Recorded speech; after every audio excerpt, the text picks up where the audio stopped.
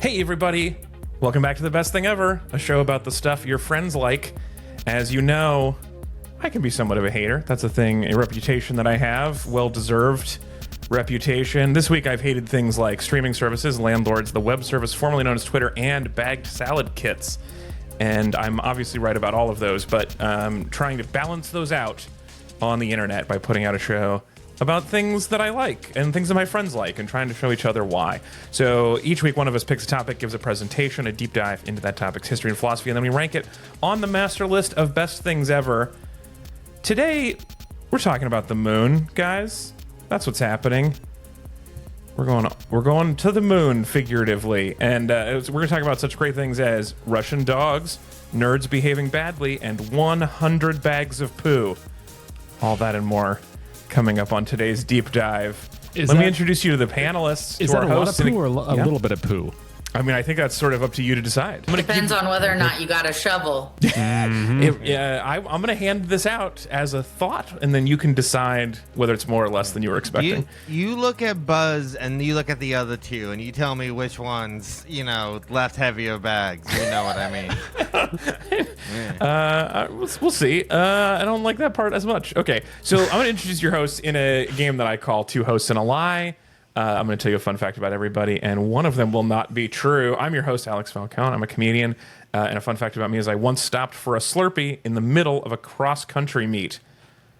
Also, could be true, could be not true. We'll find out at the end. Also joining us, our Chief Marketing Officer, Mr. Ezra Fox. Fun fact about you, you won a mail-in pun contest. Yeah. I sent in 10 puns to see if I could win, and one pun intended.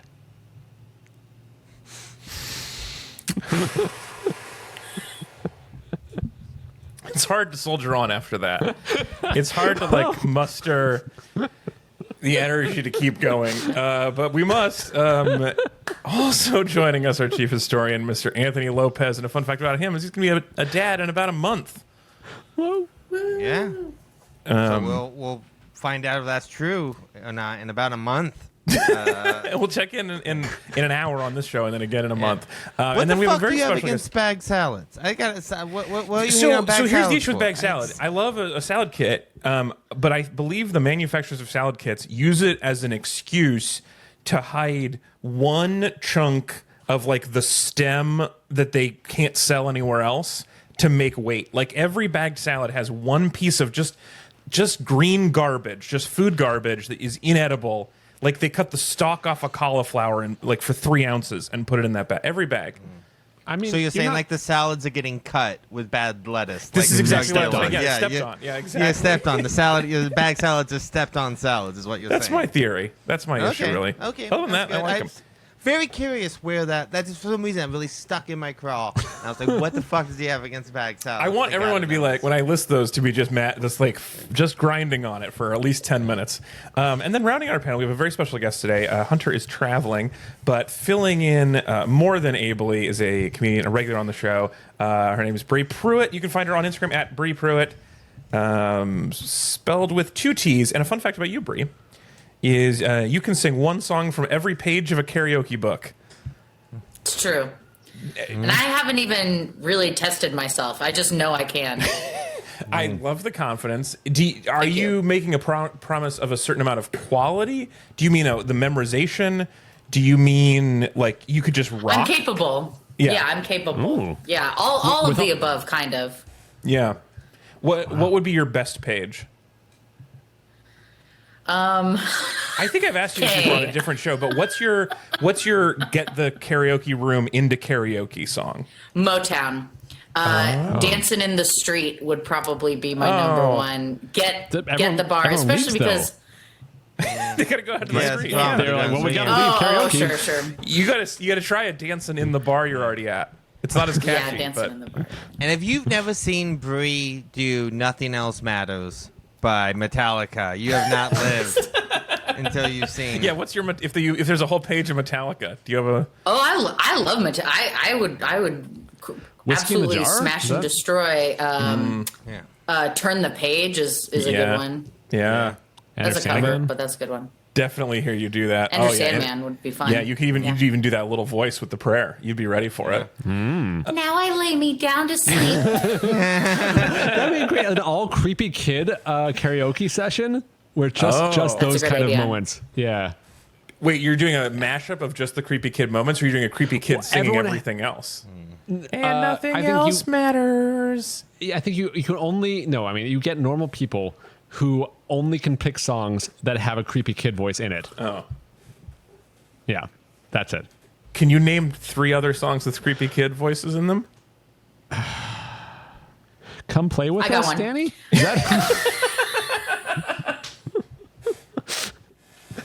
that the remix? I got 3 off the dome, so you're good, Ezra. Okay, yeah, Bri. Yeah, go.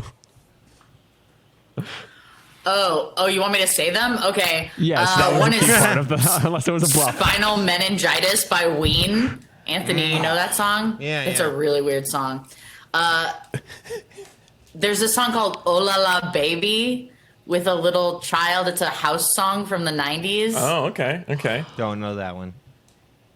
And how about, like, I don't know, Castle on the Cloud from Les Mis? Yeah. That's pretty creepy. So great list. I mean, very well done. I can also I throw love out the move, there, though, where you were like, wait, I have to say them? I could. Yeah. Oh. Thriller by Michael Jackson, because Vincent Price, a child at heart. Oh, that's not bad. Okay. All right. Yeah. All right. Let's move on from karaoke because we have a lot of Moon to cover today. Before we start on the my deep dive into the Moon, I want to do our core memory check. And since we have all 4 always lived in a time where somebody's stepped on the moon by throwing in some crappy salad, here's my question to you guys. What is a non-moon related news story you remember watching live? What are like defining live news moments? I got one. lives? I got one that stands out. This is something I'm not very proud of. But when I was a child, I was a big fan of Hanging with Mr. Cooper. I was a big fan of that show, and it aired every week on UPS. And I would watch it religiously. I was a big fan. And one day, I go on to fucking sit down to watch the one good goddamn thing in my life, Hanging with Mr. Cooper.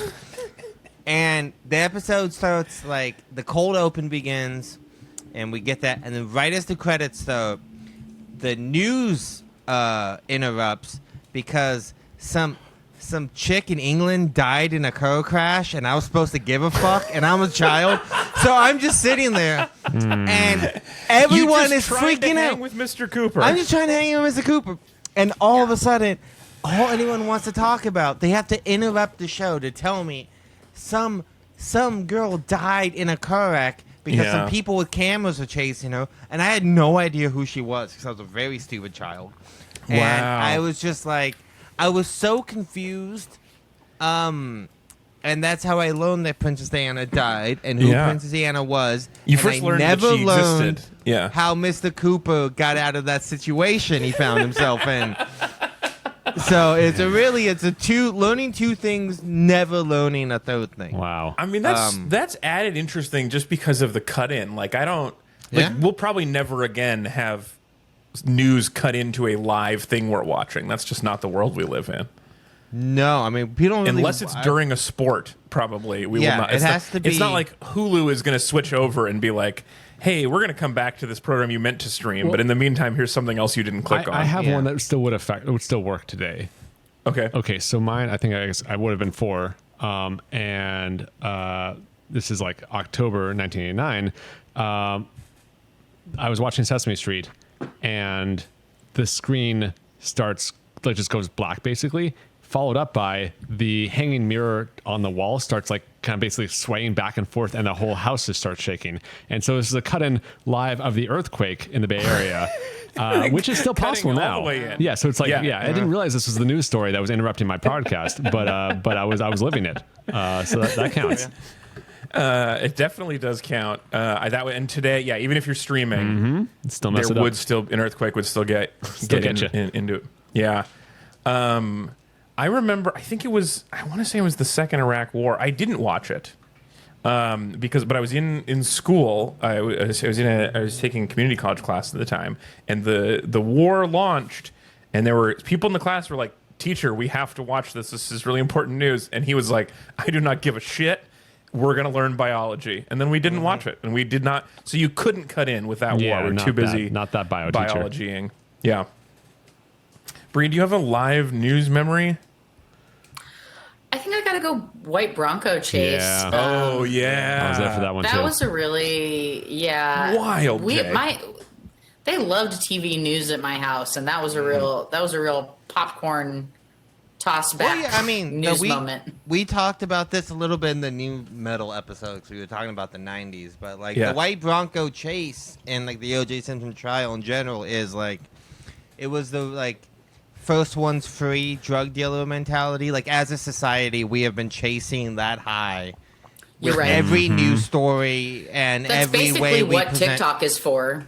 Yeah. Like it's just recreating that sweet like drama unfolding before our eyes feeling. Yeah. Yeah. It really also says a lot about the world we live in that like I'm surprised none of us said 9/11. 9/11, I can see, obviously was a big TV moment for all of us, although you could definitely see how someone would think not a great riff topic for the top of a hot comedy podcast.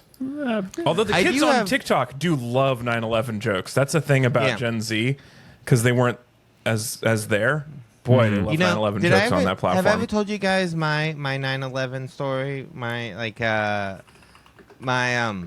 My mom's reaction to 9/11, which I think is really funny. I don't think you did. I'm open to it. It was early morning. I was going to school. My dad's watching the news. 9/11 is on because it was September. It was 9/11. Right? Like, what else are you gonna do on 9/11? You watch 9/11. Yeah, it was that. That was when you were expecting it. But my mom hadn't gotten up yet. My mom got up, and she saw it. And her first reaction to watching the 9/11 was like, "This is not funny, you guys. This is a weird prank." And she went to the DVD player and she opened it. And she was like, there's no DVD in here. How you do? My mom thought her first reaction was that there's some kind of service that you could sign up for that creates like horrific videos. And then you would like play that for someone first thing in the morning to prank them. So what you're saying was on 9/11, your mom had $1 million business idea. Yeah, basically. Yeah. That you just didn't act on. But yeah, she like didn't believe it for like the first while. She just thought we were like pranking her. Like this is a really elaborate prank we did. Yeah. And then she didn't want me to go to school because she was positive they were going to blow up my school in Wilsonville, Oregon. This was because also that true was at my definitely school in Reno, Nevada, that they canceled classes because they thought they were a target because it was a community college and they thought there was some scientific stuff happening there that terrorists might want to get at. And that is not like true. The World Trade Centers, the Pentagon, the White House, Wilsonville High School, baby. That's you want to take down America. Targets. Those are the targets you hit. Well, so the thing that all of these have in common is, with the exception of the White Bronco chase, they're all huge bummers, and that one is like the White Bronco chase is pretty wild. I wouldn't call it good news, but it's like that's a pretty exciting, that long news event. You could keep watching that for a while. It was hard not to watch it. Let's talk about a news story that happened before we were around to watch it, but I think has a different vibe to it. Let's take our deep dive. So our topic is loosely the moon, but specifically the Apollo 11 landing on the moon. That's what I want to talk about. We're talking about the moon landing in today's deep dive. All right, so this presentation is titled The Greatest PR Stunt of All Time. So first, let's rewind. What's the moon? You guys, what is the moon? It's Earth's kid sister who always wants to play even though she's not old enough to hold the controller. It's hiding its back from us. It won't let us see its back, ever. It's moving the oceans around without our permission. It's way farther away than you think. It's really fucking far away. And it's there. It's always there. Wait. That's the thing about the Isn't moon. it not there like half the day? Like actually all the day? I mean, sometimes it is around during the day. What? That's the thing about the moon. You don't think about it, but then it's like, I'm still here. When I can't you see look at it, me. It's there. Well, so I'm not just talking about object permanence. Sometimes you can see it during the day. But yeah, if you don't have object permanence, it does leave for half the day. That's true. But I think the fact that the moon is just like hanging out there all the time really is important. And I'm going to come back to that in a second. But it's just like we got Earth's cool little sister who's hanging out up there. What's going on with us getting to the moon, though? Here's the funny / sad thing about space travel.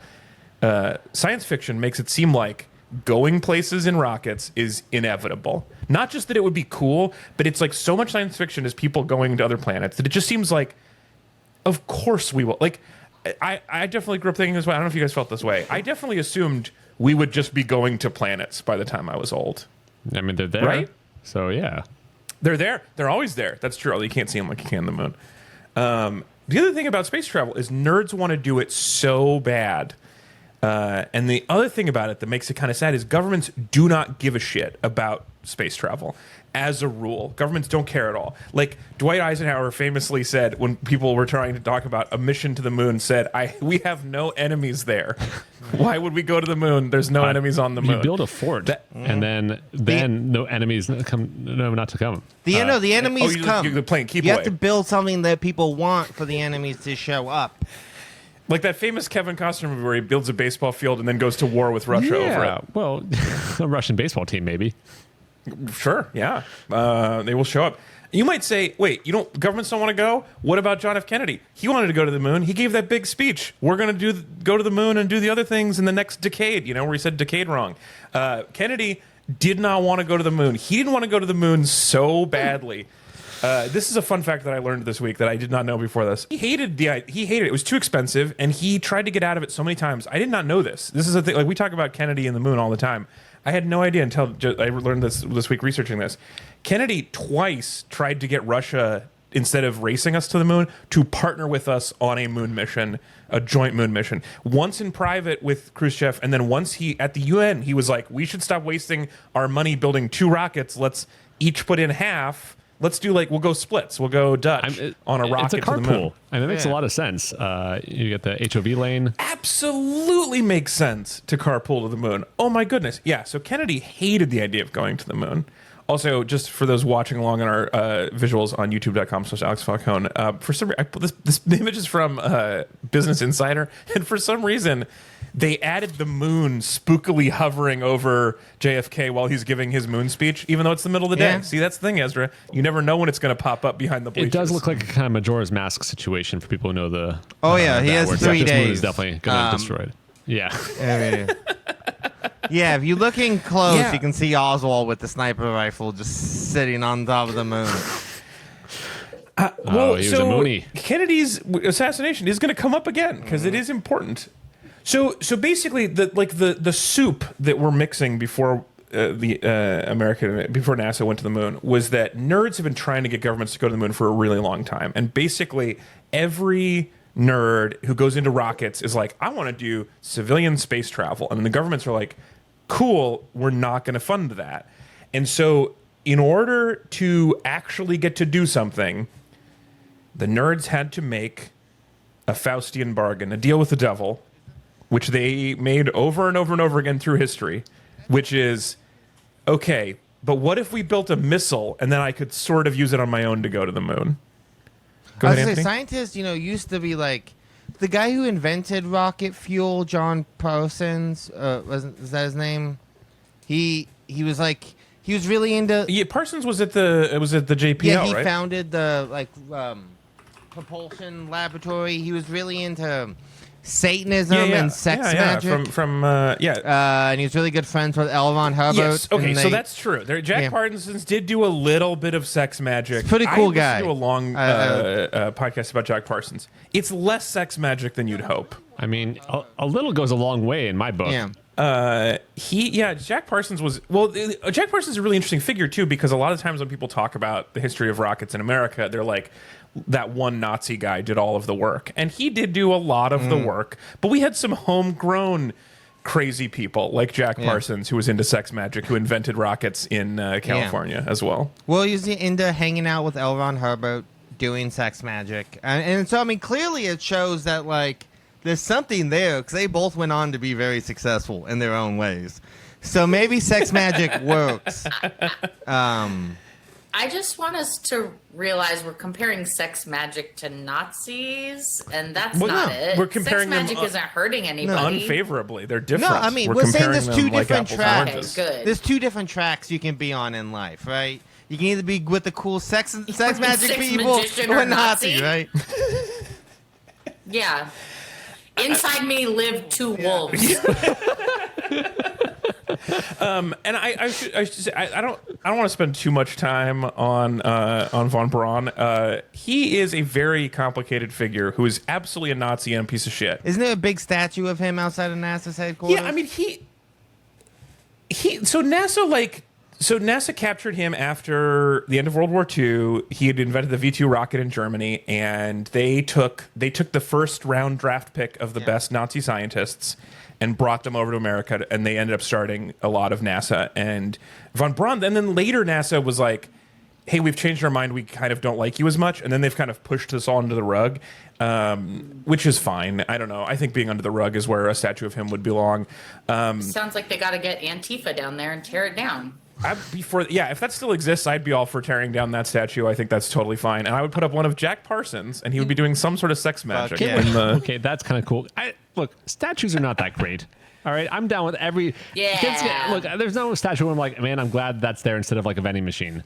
I'd rather have a vending machine. How about a statue of the damn moon? Why has it got to be a man? Aren't you guys into science and the planetary bodies? Yeah. If it was a moon, I would still rather it be a vending machine. Could it be a moon statue that is vending? Why don't all statues have vending options? They should all be robots that work for us. For pay, it's a fair exchange, I think. Bring me a soda, Jack Parsons. And then he like does some sort of magic and comes with out of his places. dong, and then you get a soda. Yeah. One thing about von Braun that I did not realize. Another fun fact I learned about him is that he made a series of diversity and inclusion videos for NASA later. So I don't know. Maybe he learned his lesson, or maybe he was just willing to do what anybody asked him to do. Or they're just like, look, it's very diverse. They accept Nazis. Yeah. It's possible. I mean, he's like a perfect example of this. It's like he was a science fiction obsessed kid. He was a nerd. He didn't want to build rockets to send people to the moon. He wanted to build rockets to go to the moon himself. Like he was fully into that. And at every stage, he was like, "Hey, Nazis, can I build a rocket to the moon?" And they were like, "No." And he's like, "All right, what if instead of me and the moon, I built the same rocket and it was to kill people?" And they were like, "Absolutely." And so. And that was true of people in the U.S., although they weren't Nazis. But yeah. So rockets were in the U.S. and globally were like, what if this was like a gun? Yeah. So one of the main reasons the reasons government is willing to do space stuff is like obviously launching just missiles, launching nuclear weapons on rockets. And the same rocket that you use on an ICBM can be used for civilian space travel. And one of the reasons why governments would agree to do civilian launches was basically to be like, you know, there's a person on that, but like between you and me, look how much stuff I could put on this missile. That could have been a nuclear warhead. Yeah. So it was a lot of showing off for each other that way. Yeah, it's the other thing was you got these explosives over here, but you don't want them over here. You want them over there. You got to get them over there. You know, you want them over there. Yeah. It's actually how catapults got made too. Is people just loved flying through the air, but they couldn't get governments to finance them. So the government's like, well, what if we can? Yeah, all the original big boulders, all these great trebuchet explorers, but they had to allow it to be a weapon. Yeah. There's a battering ram guy who just wanted to break a nut, and he was like, well, I guess we can use it to smash a door also, but really, I just want this walnut open, please. Yeah, I just wanted to bust a nut. Normal things. Okay, so sex magic. So all of these different nerds on all these different countries were building rockets that they wanted to do sci-fi with, but instead were having to do weapon stuff. And it really is like sad. This is true of Jack Parsons too. Is they wanted to make space travel, but they couldn't get any money, and so the U.S. government was like, well, if you made JADOs, which are like putting a rocket on an airplane so it can take off really fast, they're like, cool, that'll do for now, and then later we'll trick you and we'll make it a space program. So we're doing that here. We do the first round draft picks of Nazi scientists. We bring them over here. The Russians take over East Germany, so they get all of the rocket facilities and all the B-level scientists. So we split up all of the Nazi scientists. Everybody's building these rockets, and then Russia is just doing it way better than us. So and our it's like first an underdog satellite team. It's like a Bad News Bears. Like they were not. This is like not the first draft pick, and they were crushing. That is such a because it turns around then, because then we were the underdogs for a long time, and then we actually ended up winning the moon race. So like there's multiple levels of underdogs. It switches quickly, but so Eisenhower agrees to launch a satellite, although he wants to do it because secretly he wants spy satellites, but he's like, sure, I'll do a space satellite. And he tries to launch Vanguard, and it blows up. Later, Apollo 1, the first the first step on our moon missions. Caught fire on the landing pad, killing everybody on board. We were very bad at it. We were really bad at this for a while. Russia, very good at it. They put Sputnik up there first before we were even close to a satellite. Sputnik is just like a metal beach ball that goes beep, which is like not that cool, but it's like no one else was doing it. It's pretty cool at the time. Yeah, they also... It's like the Pong of the space race. It's if we could have batted it back to them, full-on space Pong, that would have been great. They also sent a dog named Laika up to die in space, which also, again, is like, is it that cool? You could just kill a dog in space. How impressive is that? But at the time, people thought it was pretty neat. It's one of those things, that when you hear them talk about the space, one of the things I really love about like early space travel is like you hear them talk about like these like unknowns and not being able to assume anything, right? And there was like it's so true. This proto-scientists that were like, well, even if we send someone up in capsules, because there's no gravity, what's going to keep your eyes in your head? Right? People were just like, your body's just going to fall apart. Yeah. Who knows what's going to happen in space, right? Of course, that doesn't happen in space when you go up there. But the only way are you going to test that? No, you're going to put some kind of monkey or dog in there and test that. See if their eyes stay in their head, right? Like, just really having it's 100% idea. True. It was so much about not knowing. There's like this famous... It makes a lot of sense. Go ahead, Bri. But yeah, now that you've talked about a dog that died, my mom is never going to listen to this podcast, so sorry. I'm so sorry. Well, this is the thing about Laika, is you hear about them sending a dog into space, and they never had a plan for getting Laika back. No. This was not like... things did go wrong, like I can't remember if it was her heater or her cooling, but one of her HVAC systems failed and she ended up dying after 3 days. But she was always going to die after a week. Like there was no plan to bring Laika back. This is a weird thing to name a studio after, for the record. But that's the thing. If you forget, like we don't talk very much about what happened to Laika, but not great. It's a bad story for Laika. So Russia is incredibly good at gloating, and this is how good at gloating they are. Is during a summit. The Russian president gave Kennedy a dog that was the puppy of the second dog in space. And he was like, so here is your wife asked about the dog when we had dinner the other night. So here is a puppy from that dog that we sent to space. So that at Kennedy's home was a reminder every day about how he got his ass owned by the Russians at space. Actually, and also, I love this. it's I think very cute. Its name was Pushinka. And it was very cute. Puppy-based shade for everything, I think, from now on is what I want among like in like statescraft. Like I think just anytime anyone wants to like do anything, you can only talk in dogs. That's what I want. And it's like, this is cute. Look at this picture of Pushinka and tell me that you wouldn't both feel owned and also like really fall in love with it. Look if at this it. is not a very that's cute. Okay, I like this puppy. I got nothing against this puppy, but you're not a dog no, guy. I like dogs. I fuck you, Alex. I'm plenty enough of a dog guy. Okay. All right. But here's my problem: is like this is such a good metaphor for like the leaders of the two most powerful supernations on the earth at the time, bantering and like giving puppies as like shade and as like a gift, while like hundreds of thousands of young men and women and children brutally die in proxy wars across the globe, while they are like giving puppies back and forth and making jokes about it. It's cool. It's a good time. We're going to get back to Vietnam. Don't worry. Vietnam is going to come up here in a second. One other fun fact about Pushinka, the We Owned Your Ass dog that was given to Kennedy, everybody at the CIA assumed it was a spy, so they ran it through so many tests to make sure there wasn't like secret recording devices inside this adorable puppy. And it turns out it was just a puppy, and a metaphor. Good it was puppers. Both. That's all. Yeah, just an adorable puppers and a metaphor. Okay, so I kind of miss that paranoid era of the 50s. Yeah. It's like a spy. The part of the Cold War where they're like, "Is this dog a spy?" is really great. Yeah. That's the only. We got to part understand that I really like. in these people are speaking in some kind of code. They keep talking about stuff we don't understand. They're speaking another language. Yeah, we got to remember though, like at the same time, while they're testing this dog for spy gear, across the hall, they have somebody taking LSD trying to walk through walls and do remote viewing. Right. So, like, it doesn't seem that weird when it's like you're walking to get your coffee and there's like people. Dude, what a crazy office building to work in. People trying to kill goats with their brains in one room and someone trying to walk through walls in another room. Like the CIA in the 50s, you mean? Yeah. Is a crazy place to work? Yeah. Definitely. So Aliens were there for sure. So there's all these nerds who want to build space stuff, and the government's like only letting them build weapons. But at some point, we're going to turn into a civilian space program because we live in the future. We know what happened. So what happened? Well, you might think, well, Lyndon B. Johnson really wanted to go to space because he talked a lot about it in public. But actually, he didn't really care at all about space. But Lyndon Johnson sort of took over the space mantle first when he was a senator, because when Russia launched Sputnik, the initial reaction in America was mostly like, neat. Like, people were not, there's this, like, we have this idea of like the Sputnik moment where Russia beats us to space and then this huge, but most, like, there's a bunch of contemporaneous interviews from the first few days after Sputnik where people around America are like, hey, cool thing humanity just did. We put a thing in space. Like, people are generally cool about it.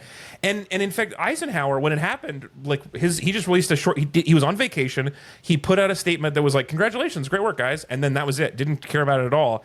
And Sputnik was part of originally like a year-long like Earth-wide science year called like the geological year or something. It was like a science where we all agreed to do science together about studying the Earth. And it was a science project, and it was like neat. People thought it was neat.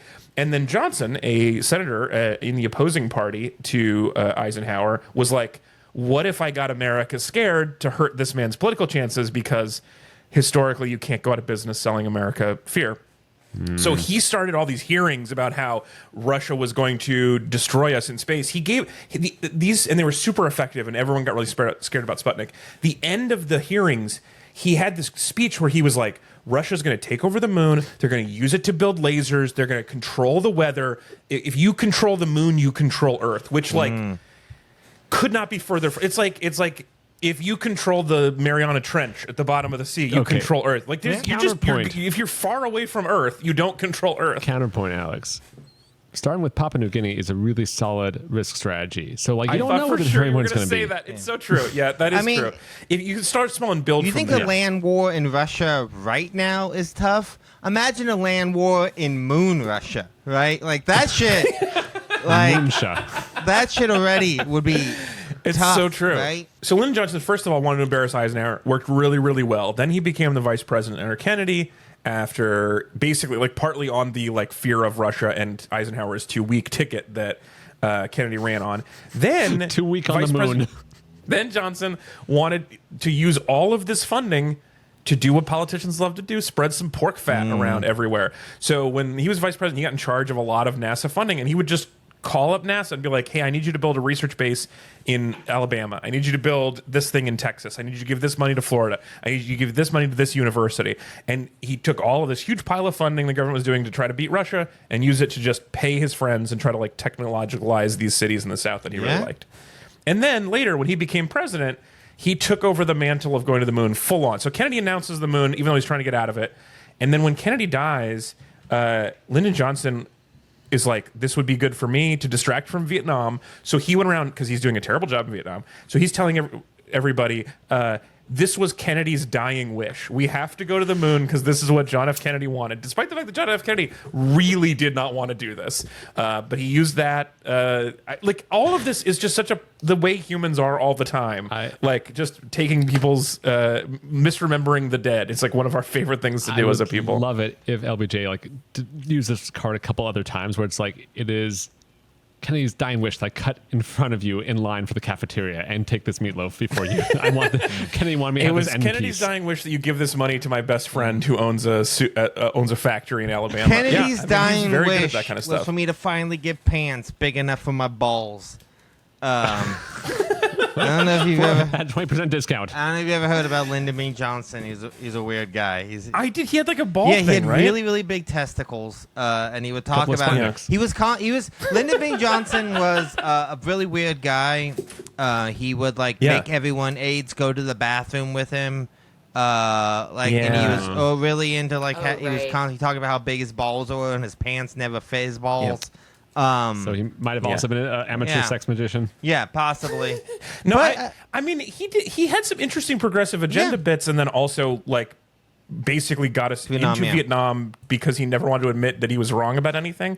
Like, he did a lot of terrible things. His work on terms of civil rights and integration and stuff is super important. But his Yeah. It's really a lot of it's overshadowed by him getting us into Vietnam. So we get to this point. So Johnson wants to use the money now to distract from Vietnam. We're full on going to the moon. But why are we going to the moon of all the different ways you could try to distract from Vietnam? Why the moon in particular? One of the main reasons why the U.S. announced the moon was because we were so far behind on other space stuff. But we were like, we need to announce a goal that is so far out that even though we're behind, that's like a small percentage of the total goal. So it's like we lost in a sprint and we're like, what are you doing? I was running a marathon this whole time. We just moved the goalpost as far back as we could. This football to match give us time is to catch like up. 30 quarters long, so it's no problem. Exactly. We got you right where we want you because this game lasts for 10 years. So it was intentionally a very like long out goalpost moving thing. But the other reasons for the moon is like, what are the other great accomplishments? I mentioned the Mariana Trench earlier, right? Other things, like flying across the Atlantic on an airplane, climbing to Everest. Like Everest is far away. The Mariana Trench is too wet. The plane over the Atlantic is too like theoretical. You're not there for any of it. The moon is right fucking there all the time. And everyone can see it. So when there are people on the moon, not all the time, they're the daytime, but still, when people are on the moon, you can look up anywhere and be like, there's a person there right now. Whereas you can't just like look. If Everest was as close to our brains as the moon is every day, I think we would treat that accomplishment the way we treat the moon landing. The fact that the moon is like so present, I think, is a really cool pick for why it makes so much sense for this. Allow me to be a woman. Please. The moon is okay. We haven't even gotten into this, but we all know that the moon is a girl and the sun is a boy. And I think I did the say moon little sister. represents. Yeah, you did say little sister, which was correct. And I didn't say anything about that because you're right. So the moon is a girl. And also, I think, like, let's not overthink this. We had a bunch of men running the globe, and they're all fighting over a woman, the moon. Our closest common babe. I assume that you're not getting to the section yet about the ocean and menstruation. But when we get there, we can get into how gendered this topic is. I'll just wait patiently until you talk about menstruation and the ocean. Please, and if that doesn't happen, if you're listening at home and you didn't hear that section later, it's probably just because we got edited out for being too funny. Yeah. Okay, so but wait, question though, and too well informed. Too well informed. All the tips were too perfect. Scientific. If you were in charge and you had to move the goalpost far and we weren't going to pick the moon, what would all of your pitches be? For this is the thing that's going to put us on top. Destroy the rings of Saturn. Fuck them rings up. you think that would scare Russia, man? If we fucked up the rings of Saturn, be like, yeah. See, think about what we'll do to the Kremlin. We did actually. Before the U.S. decided to land on the moon, they did talk about as an early mission to launch a nuke into the moon that would hit the moon and explode and send up a bunch of moon rocks, and those would settle back to Earth, and then we'd know what the moon was made of, which is terrible. Made of irradiated moon rocks. Who knew? Weird. This is made of bomb fragments. What about alternatively, ladder to heaven? Shake Jesus' hand, and then you win the globe. Yeah. Then you win the world. Yeah, whoever controls Jesus' hand controls the earth. I think that's right. Like Jesus, like humanity's left me hanging for too long. Thank you for daps. We already tried that once. Plant a flag in heaven, right into Jesus Christ Redeemer's foot, and then you win. There's already a hole there. That's my good foot. Yeah, I mean the problem is we already tried that once, and look how fucked up everything already, right? Wait, which part was that? Oh, the Tower of Babel. Yeah, we already tried that, and it course. went horribly for us. And now we all speak these different languages. What, we need more languages? No. Because America wasn't in charge of the Tower of Babel. That's true. Just give us a shot. That's true. Yeah. So now we've got the mission. We know why we're doing it. We know how we got here. It's time for the. This is the point of all this. The Apollo 11 moon landing was the best thing ever for two reasons. Number one, it was live on television. So it's this incredible accomplishment. It's the thing we all wanted to have happen. It had all this baggage coming with it. It was good. But it also happened on live TV. And it was something like 650 million people watched at the same time as this live broadcast. And I've got some images here that I love. There's one of a house in Japan. There's one of the Sydney airport where people are gathered around the television in the duty-free shop to watch this happen. And there's a photo of Pope Paul VI in Vatican City watching a person land on the moon with his hands up like, hell yeah, we're landing on the moon right now. And this is, if I talked to my parents about this, because they were both around when this happened, and they're like, my mom was like, oh, we went to my friend who had the biggest television at the time, which was probably like 14 inches or something, but it was still like, we went to my friend with the biggest TV. We all watched it.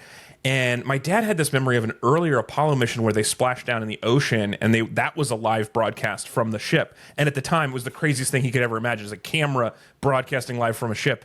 And then later we're watching it from the moon. Live footage of him walking down the ladder on the moon is the most incredible thing that anybody could have imagined, with the slight exception maybe of the white Bronco. Like, naming a moment where everyone is caring about the news and it's not bad news is almost impossible.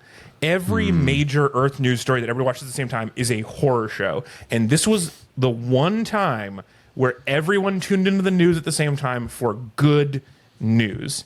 And I think that is pretty cool. You think about something like this now, and it's just like how quickly people would be like denying that it's real, saying that it's not happening, pointing out inconsistencies. Like I'm sure there was somebody on this night who was like, "This shit's fake as hell." But I mean, I'm sure there were, but the number of people, like, I guess it's all the cool people at the same time not thinking that. Whereas normally we spread out our thinking that stuff is normal. There's also this pre kind of, Watergate. This is the beginning of Vietnam. Like the distrust in our institutions and our government wasn't as strong of a thing then, right? So this might even be the high point in respect for institutions. Yeah. Is this was the thing the institutions did that's the most impressive. But you gotta probably also humanity as well. Yeah. Well, let's talk about humanity next. That's my other point. So this point number 2 for why the landing on the moon is the best thing ever is we did it. And what I mean by that specifically is, so Michael Collins, national treasure, the late Michael Collins, during an interview about the moon, said like one of the things that surprised him the most was when after they came back, they went on a world tour. They were going around the world, shaking hands, kissing babies, whatever, talking, like celebrating the achievement. And what he said was everywhere he went in the world, people would shake his hand and say, "We did it." People in India would say, "We did it." People in Turkey would say, "We did it."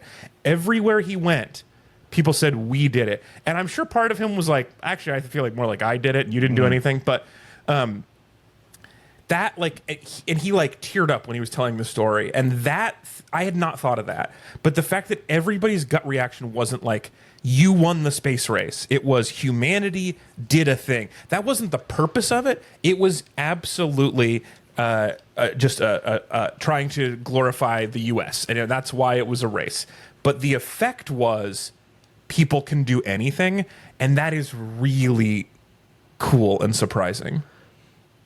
I mean, I love this. And also, I think absolutely people could say this to Michael Collins, but maybe not to the other guys. Where it's like, well, if Michael Collins did it, I definitely did it also. I don't know. Okay. Well, actually, that's the end of that presentation. I want to do 2 quick bonuses. The first one, since you mentioned that, is called "Wait in the Van, Mike." Okay, Michael Collins, if you guys don't know, was the coolest fucking guy. Michael Collins is so dope. He's so funny. He was definitely like the CEO of being funny on all the space missions. So if you guys, for those of you who don't know, Michael Collins, just a reminder, is the guy, there were 3 of them on Apollo 11. Buzz and Neil touched the moon. Mike stayed in the command module and orbited the moon by himself, waiting for them to come back. And he's the getaway driver. He was the getaway driver. He's the getaway driver of the moon heist. Keep it running. Exactly right. That's very good. That's exactly right. He's the getaway driver of the moon heist. He was ready at any minute for like, drive, Mike, drive. And then they would crash up to it and then take off. He had some cool like Edgar Wright choreography and music that he was doing.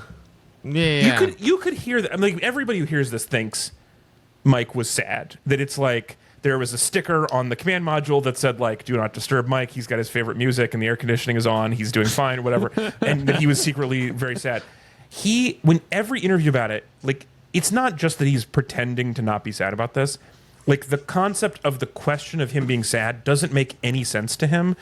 Like, the thing that he said, he was like, people would call him General Mike because that was his rank. And he'd be like, no, you call me Lucky Mike. That's the only thing that I want to go by because I can't believe the stuff I've gotten to do every step of the way. And when they said, like, hey, you're going to go fly the command module around the moon, he was like, oh my God, this is the coolest assignment anyone has ever gotten. And he felt that way the whole time. He was never, as far as I can tell, there's never a sliver of his mind that was like, I wish I touched the dirt. The whole time he was like, it's so scary that they're going to come back up here and I have to drive them away. Yeah. He was stressed like almost the whole time because the rocket to take off from the moon, like when the lander came back to rendezvous with him, they couldn't test that rocket because it used these like super, super dangerous fuels. And so there was a big chance it didn't work. And he was terrified the whole time. But also, he was just cruising around the moon reading books. He just like brought a book and was just kicked back in the... Because he orbited for, I think, 2 days. And when you orbit the moon, you guys got to remember... on the one half, easy communication. You're on the phone with NASA. When you go around the back, no conversation. And when you are on that's where the Transformers live. Exactly. Have you seen Transformers Dark of the Moon? That's where they hang out. So you had to weave into the Decepticon view all the whole time. People refer to Michael Collins as the loneliest man alive for 21 hours because he not only was he alone in this thing and he had no communication, but there's this photo that he took that has the lunar lander going towards the moon and the Earth in the distance. And in that photo, Michael Collins is the only human, alive or dead, to ever exist that is not currently in that photo. It's the whole Earth, the two people in the lander, and then he's not in the photo. On the other side, it's just him and the Autobots. Yeah. Well, yeah, in that way, he's kind of like the moms on vacation where it's like, why isn't mom in the picture? She was always the one saying, let's take a picture. Michael took that picture and isn't in it. But in addition to all this, Michael Collins is so funny. My favorite thing is he got rejected the first time he applied to the astronaut program. And he claims the reason was they were doing an ink blot test. And after all the ink blots, there was a blank page. And he just kept going and he turns the page and he's like, oh, this looks like 11 polar bears fucking in a snowbank, and that the psychologist did not laugh and like made a mark, and then he was immediately rejected from the astronaut program for being too goddamn funny. Yeah. No dad jokes. They might not get out of the... Yeah. They might not get out of this craft. They might just sit and listen to Mike's stand-up routine the whole time. It's got a tight You can't 21 have hours. that. Yeah. Anyway, so Mike Collins, national treasure. Yeah. All right, and then lastly, my last bonus. This is called leave only footprints. So this is the campsite rule. You guys are familiar, right? Leave only footprints, take only pictures, whatever. Memories. Yeah. Okay. What stuff's on the moon? How much stuff is on the moon right now? How much stuff do we leave on the moon? We got we got a flag at least. We got some vehicles. Uh-huh. I think we left We got some golf balls. We got a bunch of trash.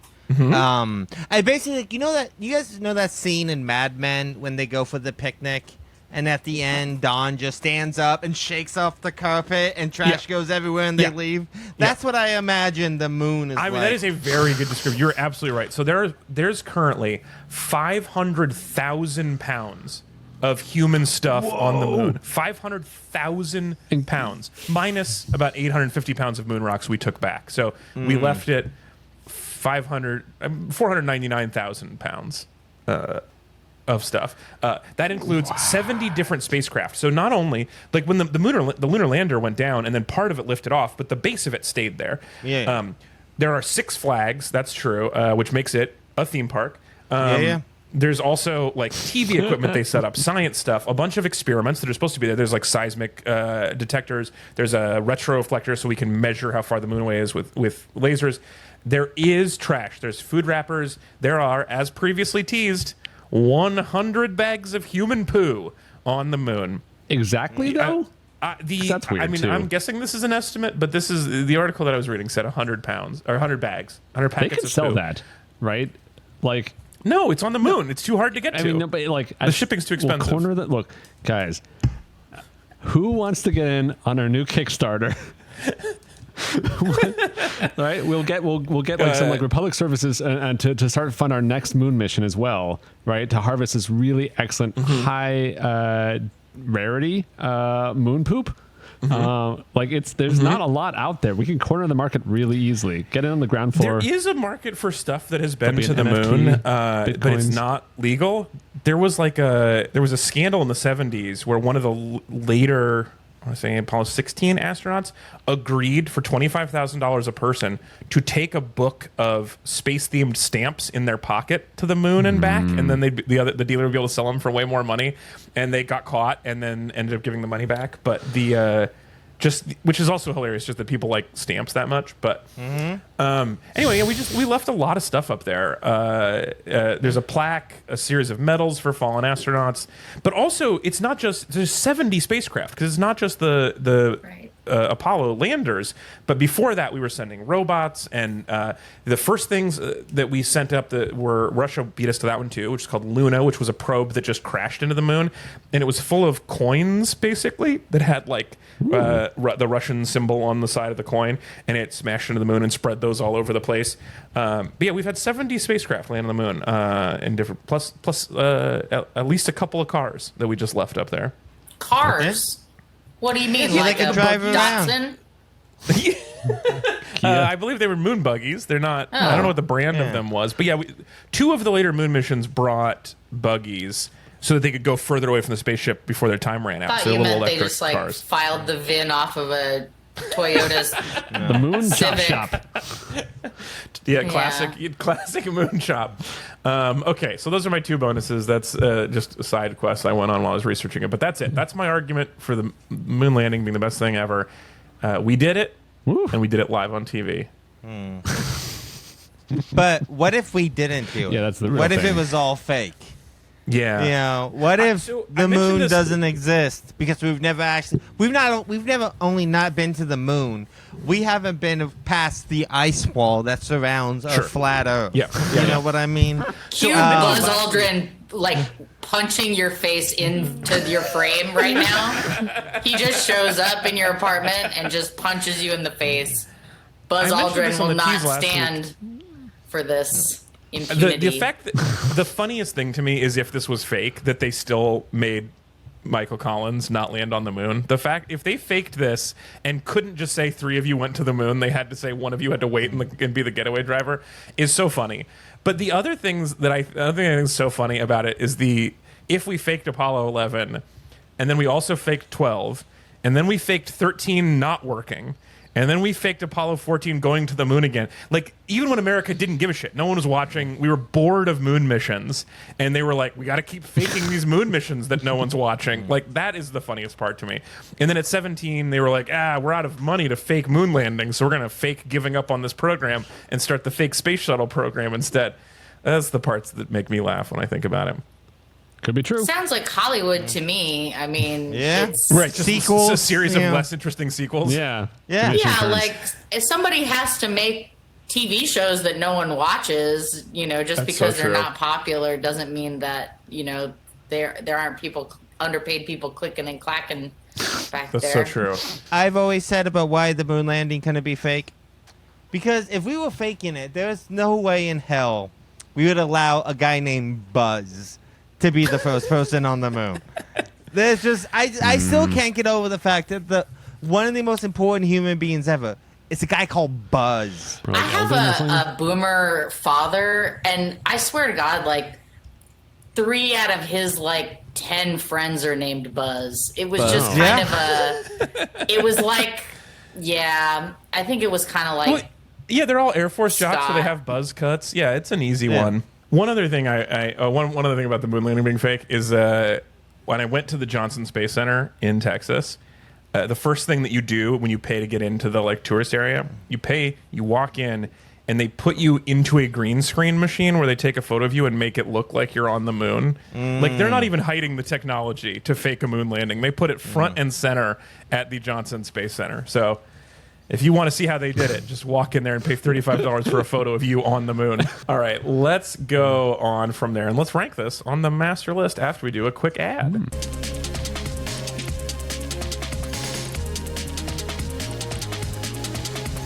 This week's episode is brought to you by the Awesome Coffee Club, the coffee subscription service from author John Green, where you can get a one-time or a recurring coffee delivery of really awesome coffee in light or dark roast. 100% of the profits are donated to reduce maternal and childhood mortality in Sierra Leone. And you can get 30% off your order of a recurring subscription or of a one-time subscription. You can get 30% off by entering promo code AlexFalcone when you go to awesomecofeeclub.com/AlexFalcone and become a member of the Awesome Coffee Club. And they got this really great little, I like this little guy on the mug. Pelican drinking a coffee is really nice. The coffee tastes 10% better. I think he will. Yeah, and 3% off, 10% better. At that price, you can't afford not to. awesomecofeeclub.com/AlexFalcone, and we appreciate them supporting the podcast. All right, let's go to the list.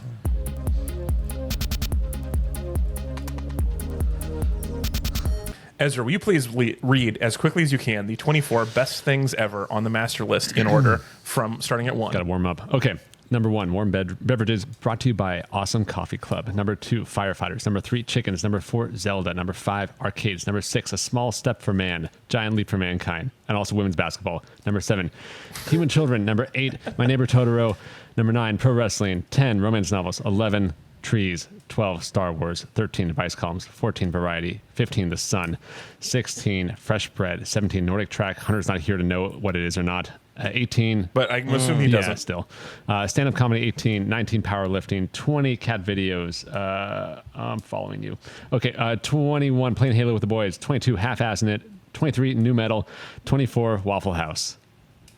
All right. Where's the showdown that you guys want? I think that's where I want to rank it. I wanted to tell you a quick, really a side funny thing about Star Wars, because I forgot about this. When I was talking to my wife about how sad it is that all these nerds just want to go to space and they keep having to be forced to make weapons and killing lots and lots of people. She pointed out, I think truly, that nerds are not disinterested in war because, quote, it's not called Star Peace. So that was Megan's point, is that nerds love war because they love Star Wars. But the Death Star, I bet they were like, yo, could we just go around and like visit other planets? And they're like, I don't know if like the Empire's going to go for it. Like, well, what if we had a laser in the middle of it? If we had a planet-killing laser, then we can get funding from the Empire. Yeah, I mean, that's absolutely what would have happened. Yep. I mean, we are going back to the moon, right? Isn't that a thing that's happening? Like they are Didn't currently Russia prepping. just go to the moon like this week? Am I making that up? So not people. Russia is sending another moon rover, I believe. There was another moon. I think Israel just sent a moon rover.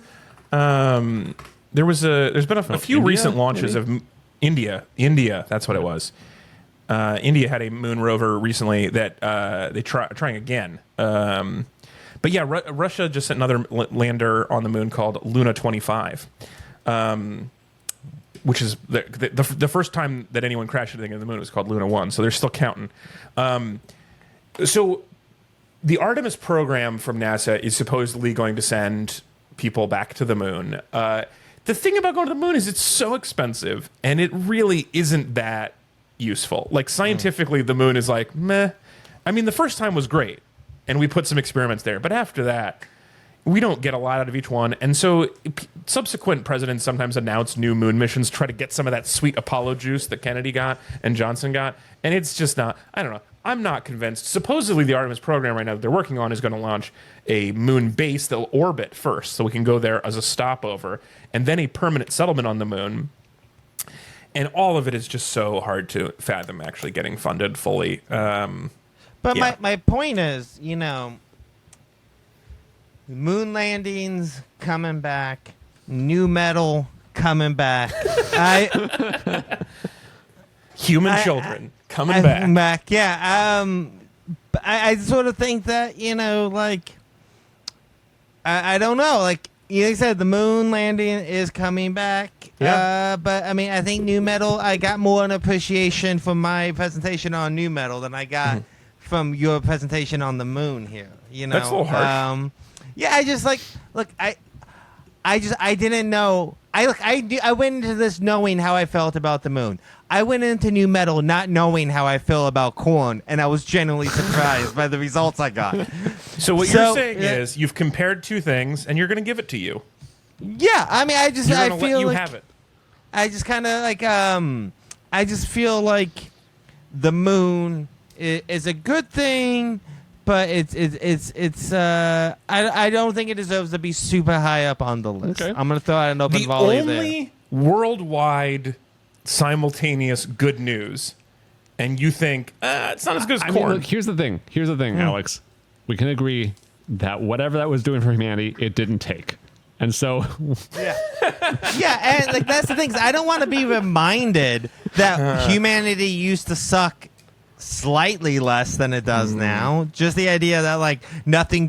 Something good happened once. Congratulations, nothing good is ever going to happen again. It's not an inherent flaw in humanity. We could not be trash bags to each other, but we still are. So I don't know what that says about us now. Like I look at the moon landing and I see the potential of humanity. I look at new metal and I see humanity for what it is. I see its ugly face and its Jinko jeans, and I see it being it's upset multiple drummers. and upset. Yeah. I want to know. Interesting. I want to know where Bri is, and I want you to bring in all your other moon-based associations for this one as well. Great. Yeah. Well, I do feel that what we're talking about is subjugation and domination of the moon, and not living in symbiosis. Because what are we celebrating here? The fact that there's 500,000 pounds of garbage on a planetary body and a grip of poo poo pee pee and bags. That's not an achievement, but I think like the era of fake achievements, symbolic achievements is over. I don't think we will ever again be like, hooray, we scaled the Milky Way. We have we swam to Neptune is like not the name of the game anymore. We got to do real things. If we were talking about dancing in the moonlight or understanding the thin veil between the ocean and moon's relationship, that would be a lot different. And we're so far away from that. The tides allow for a bunch of different kinds of fish to live. Yeah, Alex, you blew it. You Also could have been talking surfing- about that surfing. this whole time. Instead, Could've been I got talking to hear about about fish. Lyndon B. Johnson and him shitting in front of his aides.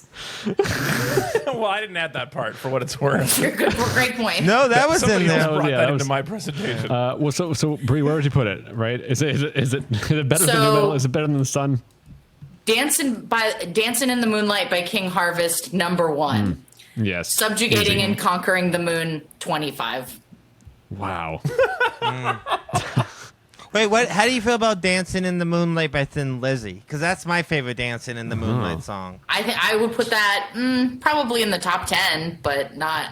Yeah, it's a good song. I That's really a great like song. "Dancing in the Moonlight." It's my favorite Thin Lizzy song, and I like a lot of Thin Lizzy songs. Yeah, Boys so Are that's Back? saying something. "Boys Are Back in Town" is great. "Jailbreak's" obviously great. "Whiskey and the Joe" is amazing.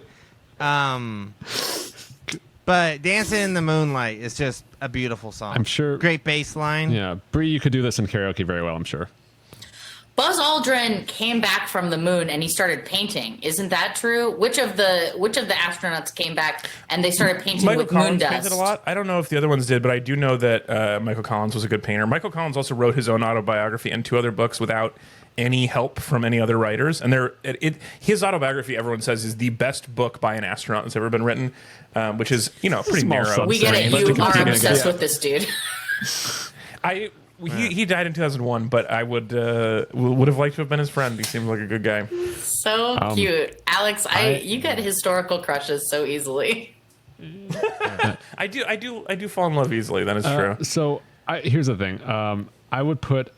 I feel comfortable putting the moon right above the sun because, whenever the moon gets blocks out the sun, people do freak out about it, and it is possible. So it's like an underdog, but it can take it when it has to. So I would put the moon in front of the sun because when the moon dies, it's not going to kill us all, which I think is very nice of the moon. I'm not sure it wouldn't. You know? bring some fish probably, but yeah, I don't know. Yeah, but when the sun dies, it's going to really fuck up a lot of stuff. That's an issue. It's pretty rude. Cool. It does seem possible that without the moon's gravity, the Earth, that the moon's gravity is stabilizing the tilt of the Earth, and that the Earth would tilt could vary wildly, which would I think that cause a lot of extreme you mean weather some events variety, and even ice which ages. we know is a good thing. Variety is up there. Yeah, those are interesting points. Also, the moon represents the night and the sun represents the day, and I don't think anybody in this podcast is going to come out hard for why the day is better than the night. The night rules. All right, Batman, calm down. No, it's just like it's cool to stay up late. It's not like cool to wake up early. Yeah, night is the cool time. Night's dope. Yeah. I don't. Sometimes I know, like, do you ever just wish that like James Cameron was into space as much as he's into the ocean? Like, I truly believe that if James Cameron was into space, we would be on Mars at this point as a civilization. Like, he would have gotten us there. But he's so obsessed with the water, which is also cool. I find it less cool. But he's like, all the work he's done there is awesome, is neat. But like, Yeah, I wish he had his some of that movies are like, energy. what if for we space? went to space and what we found there was more water?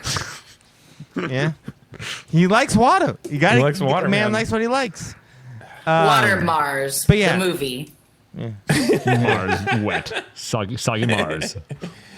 Oh man, Did Soggy James Mars. Cameron Do you make think Waterworld? Am I making that up? No, No, Who made he did not make- Waterworld? He made Avatar though. some guy who doesn't get to work again because he made Waterworld. Yeah, because he didn't make Water Mars, the way better Yeah. movie. Kevin Well, Reynolds. I got a question. Do you think if we eventually get to Mars, it will have that kind of moon landing feel to it? Oh yeah. Like, I mean, it won't be the same. Like, we didn't think it was possible because the moon did it. Like, and also because we have way more pictures of the surface of Mars. We've had rovers there sending us back live footage for a long time, so we know Mars better than we knew the moon. We really did not know what the moon was going to look like at the time. So it will not be as big, but like, it will be crazy to watch on TV. And I do think everyone is going to be tuned into the live stream on the website formerly known as twitter.com to watch the live broadcast from Mars or whatever. We'll be watching Yeah, the I mean- indictment of Jared and Ivanka, and it'll be interrupted. It will, yeah, it'll get cut off. The other thing about Mars, so I said the moon's far away. The moon takes 3 days to get to. It's very far away. Mars is like a year and a half, I think, at best. Like, thought it was so longer. we will have had a lot of time of the astronauts broadcasting from their tiny little ship full of bags of poo on the way to Mars. It's a long trip. They probably have a toilet, just for the record. most of them will get there. They'll already be canceled. No one will want to hear from them because of shit they said on their live streams on their way to Oh my Mars. god, a year and a half of podcasting straight. There's no way they're going to be all right. No one's going to care Yeah. about it by the end of it. So they don't poo into the bags. You poo into the toilet. It freeze dries them into bags. Then you throw them on the That's moon. definitely just what to I be thought the clear. first time around. Yes. You poop into a vacuum cleaner. That's how space works. Yeah. This is a silly question, Alex. Why don't we ever go the other way? I'm listening. Why don't we head to the other planets towards the sun? Like, I get Oh, it's going to be Venus? really hot and spicy, but like, I mean, the spiciness is a real issue. Venus Yeah. is fucked up. Venus is like, hey, would you like it if it rained acid most of the time? And like diamonds though, right, or something like that? I feel like Supposedly Yeah. diamond rain Diamonds. on Venus, which does Yeah. sound cool. Oh. yeah, like what? yeah. We have Why are we so rovers- obsessed with going this way when we should be Yeah. going that way? You know, we have robots like rolling around Mars right now. When we send robots to Venus, they disintegrate before they land, and Well, they need it's better cool. robots. Yeah. But it's really Put 'em in rough. black box yeah. material. Yeah. Okay, so I don't know how to participate in this. I'm too sad. Well- so wherever you guys want to put it, I don't care. I feel like I made a very strong really case, did. and it fell on deaf ears, and that is just how it's going to go today. I am not going to. Okay, so what? My work here is done. I guess there's two ways I can do it. Is there anything that I can give you, and like maybe below the top 10 that would make you feel good? I guess is the question. I mean, I love it being next to the sun. I think it should Yeah. hang out with its buddy, the Okay. sun. I think that Yeah. is beautiful. I think it should be above the sun. I would rather look at the moon than look at the sun. Looking at the sun hurts me. Looking at the moon is cool. Yeah. So is it funnier? Actually, I think it hurts if you look right at Is the moon it funnier too. to put it right below Star Wars advice columns, or variety. I think that's the kind of the range. I think it should be below Star Wars. I think it's funny if fake space stuff is better than real space stuff. I think that is right. Yeah. It's better shot on the whole. Even though it's incredible, it's better shot when it's fake. Yeah. Or it was fake both times, and so they're similar. And which one had a better plot? Star Wars did. Yeah, absolutely. So you want 13 Star Wars, or do you want 15 just better than the sun? No, I So think below Star Wars. I think 13 is the moon. I think yeah. So 12 Star 13 Wars, the 13 the moon. moon. That's where So if you were reading from back to front, you'd be like the moon, and then that's no moon. at Star Wars. Yeah. Back to back. Oh, well, yeah. Okay. yeah. All right. The new number 13 is the moon, just below Star Wars and just ahead of advice columns. All right. Let's do some business and go home.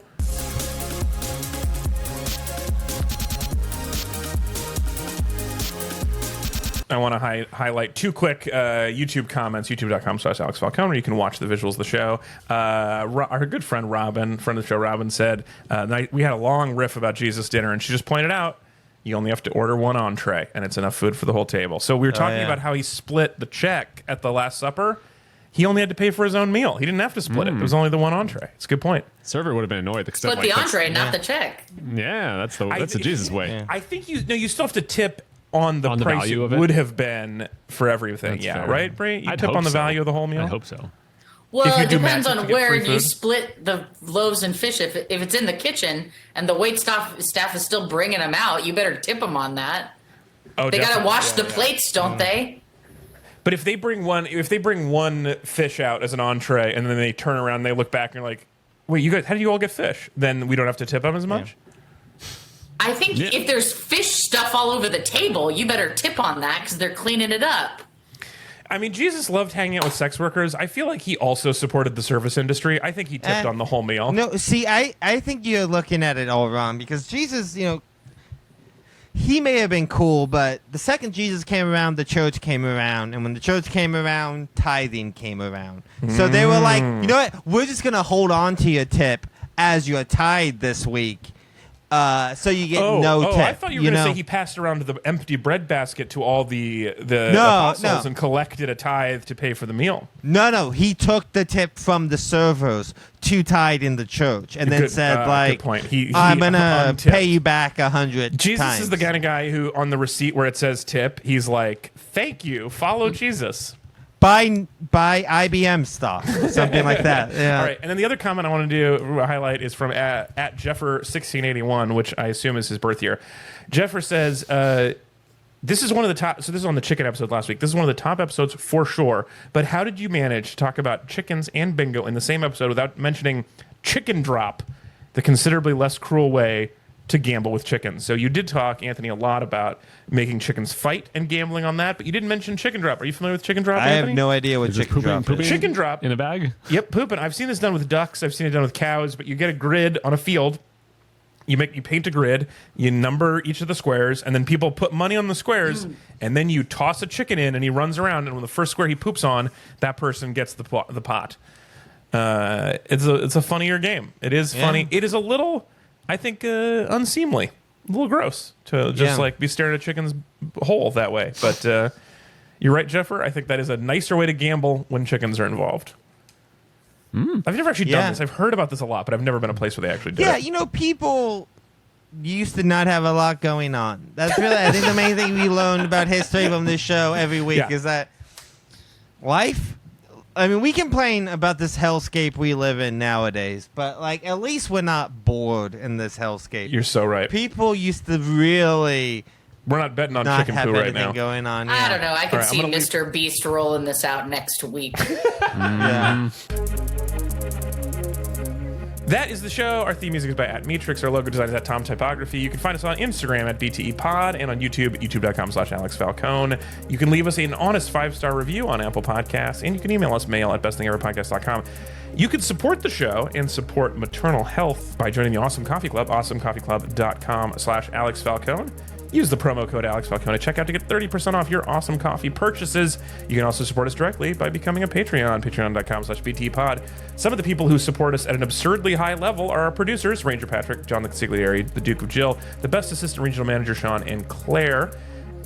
Really quick, the truths and a lie from earlier. The lie was Ezra. I made up that you won a mail-in pun contest, and what did you do? You dropped the hottest pun on us in. I don't know if anyone thought that was fake because you were so fast. This is a stock pun joke. There's literally a pun contest joke thing that I think that my friend Aaron Mandel taught me in high school cross country team. So I had this locked and loaded for like 25 years. Well, speaking of high school cross country, I definitely did stop in the middle of a high school cross country meet, a competitive meet. I was not going to win, but it was in town, and it was like a long way, and then over a couple blocks, and then back. And I figured, and like 3/4 of the way out, there was a 7-Eleven, and so I just ducked into the 7-Eleven, ate it, drank a Slurpee, finished the whole thing, caught up with the race in the same position as they came around the other side. I finished like 48th out of 50, but I finished with a blue mouth. Are you saying? Wait. So you weren't lying about me being a dad in a month? Oh, fuck. Oh, shit. Well, somewhere. Oh, God.